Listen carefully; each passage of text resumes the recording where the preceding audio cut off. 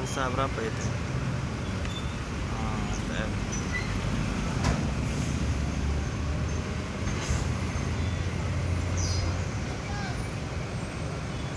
Firkansa 16 dari Sumbar kejebak macet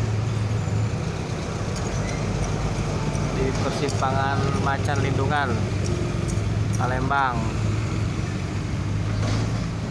jam 9.30.